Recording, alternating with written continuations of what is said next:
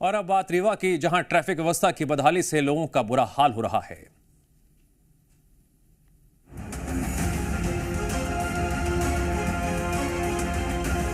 ये तस्वीरें रीवा की हैं, जहां सड़क पर लाइनों में लगी ये गाड़ियां चल नहीं रेंग रही हैं। हालात ऐसे इसलिए हैं क्योंकि बीहर नदी पर बने पुल की मरम्मत की जा रही है, जिसके चलते शहर में ट्रैफिक का दबाव कई गुना बढ़ गया है। लेकिन सवाल ये है कि आखिर लोगों को ये परेशानी क्यों? जब प्रशासन को पहले से ही निर्माण कार्य के दौरान होने वाली समस्याओं का अंदाजा था, तो फिर ये बदहाली क्यों? क्या पहले से इससे बचने के लिए कोई तैयारी नहीं थी? अब रीवा में ट्रैफिक व्यवस्था के हाल ऐसे हैं कि यातायात पुलिस से भी ना संभल रही और खामियाजा जनता भुगत रही है। पुल बंद होने की वजह से मुख्य मार्गों पर भारी वाहनों का दबाव बढ़ गया है। संभाग के स्पष्ट आदेश हैं, रात 11 बजे से पहले भारी वाहनों को शहर में प्रवेश नहीं दिया जाएगा और रात में भी डायवर्सन दिया गया है। लेकिन हकीकत इसके उलट दिखाई दे रही है। ट्रक और डंपर खुलेआम शहर के भीतर गुजर रहे हैं।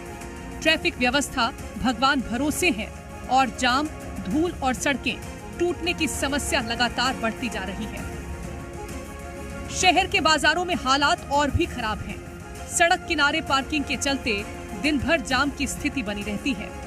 यातायात प्रभारी का कहना है कि उनके पास पर्याप्त पुलिस बल नहीं है, इसीलिए व्यवस्था बनाने में दिक्कत आ रही है। हालांकि चलानी कार्रवाई लगातार की जा रही है।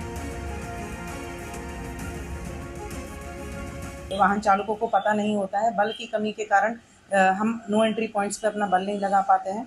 हालांकि जब से ये बीहर पुल क्षतिग्रस्त हुआ है, तब से कुछ बल हमको मिला है, जिसके हमने 3-4 पॉइंटों पर बल लगा करके रोकने का प्रयास किया जाता है। इसके बावजूद भी हमारे रीवा शहर में 10 नो एंट्री पॉइंट है, जहां से गाड़ियां एंटर होती हैं।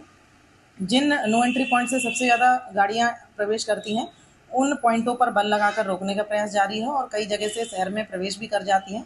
तो उनको भी, अगर शहर में प्रवेश कर जाती हैं, तो यातायात के बल के द्वारा रोककर खड़ी कराकर उन पर चालानी कार्रवाई की जाती है। सवाल ये उठता है कि आखिर चालानी कार्रवाई की नौबत बार बार क्यों आती है? अगर ट्रैफिक प्रबंधन सही हो तो लोगों को सड़क पर वाहन खड़ा करने का मौका ही क्यों मिले? रीवा में बिगड़ती ट्रैफिक व्यवस्था अब आम जनता के लिए बड़ी परेशानी बन चुकी है। जाम, अव्यवस्थित पार्किंग और भारी वाहनों की आवाजाही ने लोगों का जीना मुश्किल कर दिया है। अब देखना होगा कि प्रशासन अतिरिक्त पुलिस बल और ठोस ट्रैफिक प्लान के जरिए व्यवस्था सुधारता है या फिर शहर यूं ही अव्यवस्था की गिरफ्त में फंसा रहेगा। ब्यूरो रिपोर्ट, जी मीडिया।